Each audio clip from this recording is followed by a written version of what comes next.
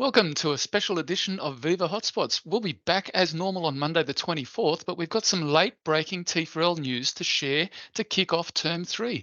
With Greg off enjoying himself in Europe, I'm joined today by Joachim Cohen. He's been a guest on Hotspots no less than 6 times in the past, but today he's joining me specifically because he's got some big news. What have you got to tell us, Joe? I do, Stu. That's for sure. It's a very sad time for me, but also a very exciting time for me. I am heading off after so many years here at the New South Wales Department of Education.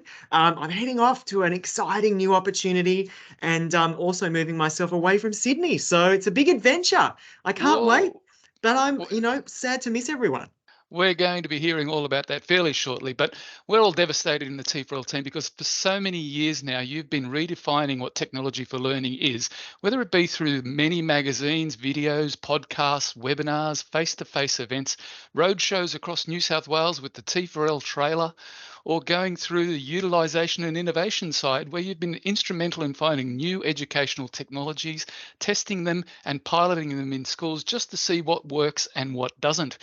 And what I'd like to just very quickly do is share my screen because what we've got here is just a few little memories. Um, Everyone can remember Brekkie with the techie getting up early in the morning and getting all those people on Adobe Connect and talking Wow, about all sorts of Stu. things in tech.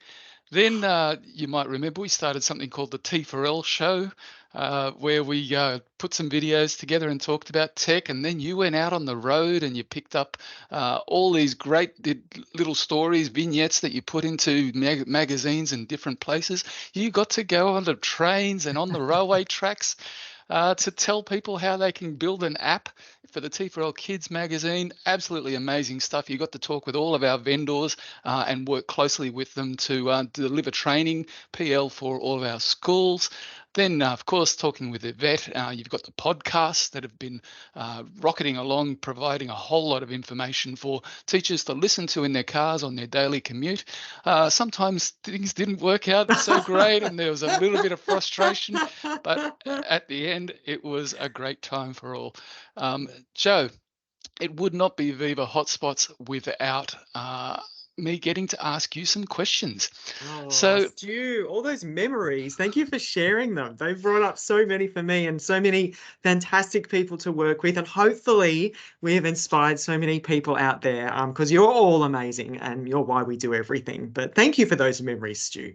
okay, now many people don't know this, but you and I first met way back around 2008. That's 15 years ago, when I was managing the Oasis Thin Client rollout in Sydney region, and you were the highly energetic teacher librarian at JJ Carl High School down at Mascot.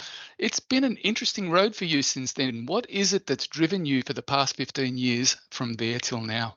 Oh, wow, Stu. Gosh, I can't believe it's been so long. And I remember those days. That was a very exciting day to get that new thin client that went at the circulation desk at the library at JJ Carl. And, I can tell you, Stu, that I think what drives me, like drives every single person, every single teacher out there, is the opportunity that we get and that technology provides to allow students to really realize and reach their potential. They can realize what's possible, create new things, and really turn. And I know we've turned this so often, turn from consumers into being creators with technology. The way we've seen them, create movies, podcasts, websites, app prototypes, and so much more. And I think there's one term, and I didn't come up with it. Was come up with by the whole STEM.T4L team when they came up with the statement to empower schools and teachers to teach students the skills that they need to solve the problems of tomorrow. And that's what drives me. And, the ability to be able to work with technology and inspire teachers to gain the skills to use technology inside their classrooms so that we have got these amazing young people coming forward gets me up and gets me excited every single day. And it's our job to make it easy for everyone to access, possible for everyone to access, and give opportunity out there. I mean, my God, Stu, what am I doing? I want to stay here for a bit longer.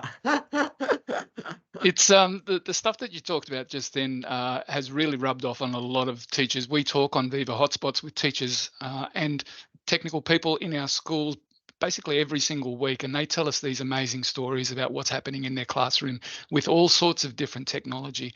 So T4L itself is a pretty unique part of Information Technology Directorate because it's less about those nuts and bolts that keep the technology working and more about how the technology is used, particularly in the classroom. If you look back on your days in the classroom when you were using tech, what are the big differences that you see today?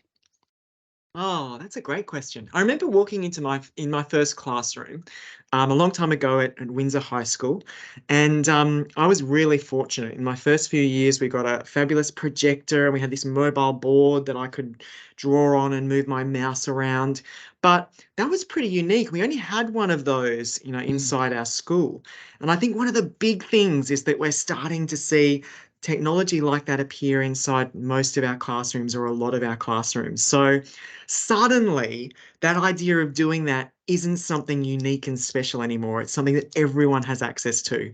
And remembering back to JJ Carl, I remember we did this amazing project with the author Libby Haythorne, where we got schools together to connect and write some amazing poetry that Libby inspired. And that was huge. But now every single, well, not every single, but a lot of classrooms can do this with the power of an MLD, a main learning display, a camera on the top there. mm, It's like the window to the world. I mean, the opportunities are just endless. And I think that really excites me. So we've got that ubiquity, I think, starting to come and starting to see adopted by every one of you out there. And, I think that the change is that every one of you now takes more risks with technology. And you know that sometimes it won't work, but that doesn't deter you. And that is so exciting. I can't get over the amazing work that I see being done by teachers out there, the risks that they're taking, the new technology that they want to incorporate because they see how it engages students and the opportunities that it provides for students. So, I really think that the idea or the change that we've seen is that everyone's willing to give it a try. They can see the value and the place of technology. And it isn't something special that sits out there on the side. It's something that we do in every single mm, one of our classrooms. And Stu, alert here, I am not a technology teacher. I'm a HISI teacher mm. and nothing to do with tech. Yep. I'm really good at, what's the term that we use? You can fake it till you make it. Totally faking everything to do with technology until I have some kind of idea. But I think everyone out there now is doing a great job of just giving a go with technology for learning. And I think that we see it every day on things like Yammer, Viva Engage, as it's called now. Um, People are asking questions. People are inquiring. They're interested in knowing about different things. They're learning about new things. They're agile. The technology is changing on a daily basis. We're all living in the cloud these days, and people in the cloud or the people that are developing the cloud are changing it all the time. So we have to be able to adapt to that very quickly. And if you're not able to do it yourself, you've got channels where you can ask questions, and that's all happening. We're seeing it every single day. Oh, So Stu, I really agree with you there. And I think a big thing, a big change that we've also seen, from a technology for learning perspective is the way that this building where I am right now in Information Technology Directorate is infiltrated with so many amazing educators who are connecting with all of the fabulous techies who make everything work. And as a result, I've seen such a change in the way things are done and the way people think. And you know what? They're thinking about the classroom, they're thinking about students, they're thinking about teachers and about making it easy and possible and awesome.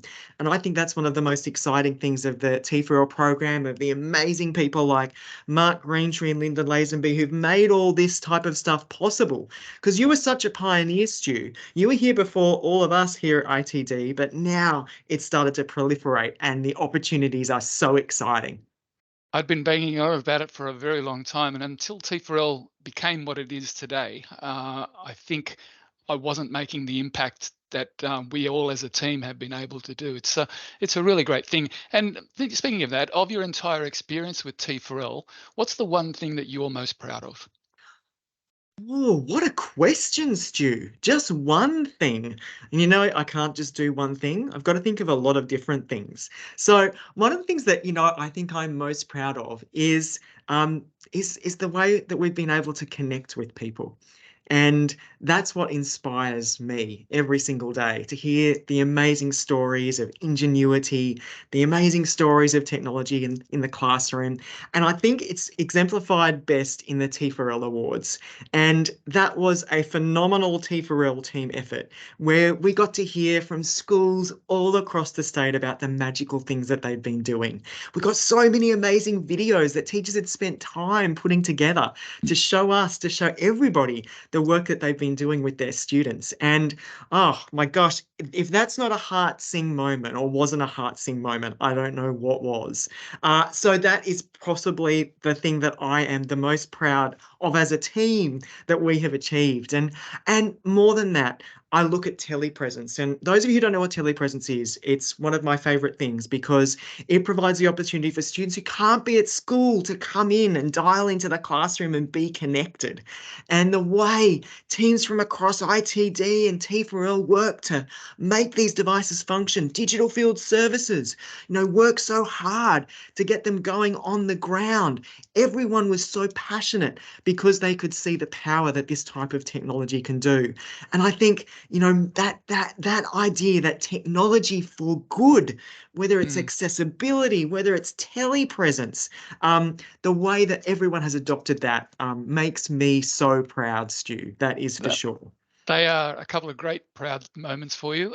But what about happiness? What makes you happy about technology Oh, for learning?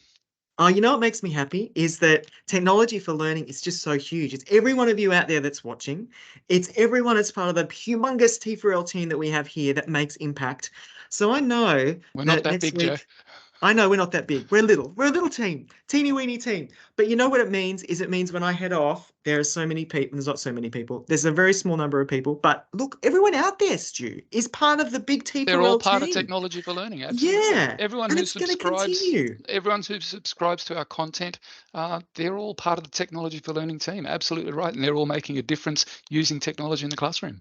That's it. And that makes me happy, Stu, to think that no matter what happens, everyone's going to continue to do that inside their classrooms. I am blown away by the T4L teacher community every time I jump in there. So I'm going to miss that. I'm going to miss Yammer Hot Spots so much. I can tell you. Oh, it's Viva Hot Spots now. It's Viva Oh my Hotspots. God. There we You've go. jumped the gun there on the question. What will Oh you miss the no. most?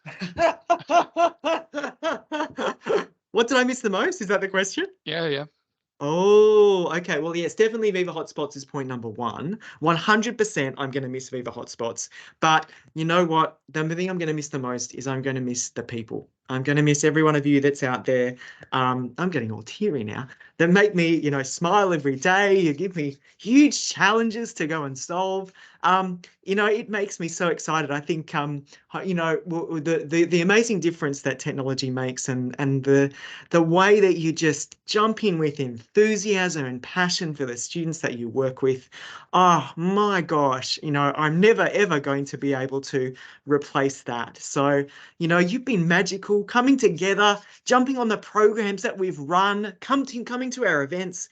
My gosh, thank every one of you. I'm going to miss you all and everything you do and how much I've learnt from all of you. So thank you so much for being part of my T4L journey. It has been fabulous, but there's more excitement that awaits. Yeah, it's sad for us, for all of us that you're moving on, but I'm sure it's exciting for you. It's a new challenge. What can you tell us about it?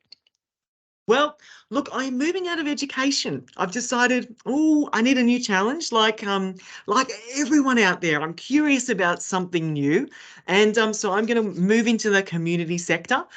So still helping people, and I think that's the key to what we do, and what I'm hoping to do in the future, and that is work with people to develop their skills in a different area. And I'm enthused. I'm enthused to take what I've learnt.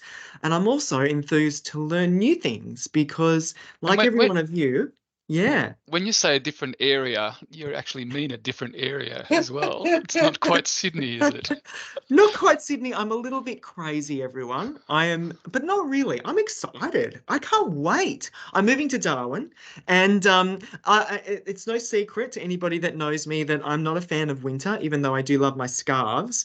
But I want the heat, so I'm heading up to Darwin for this really exciting opportunity. I can't wait to meet. Yes, I'll meet some fans.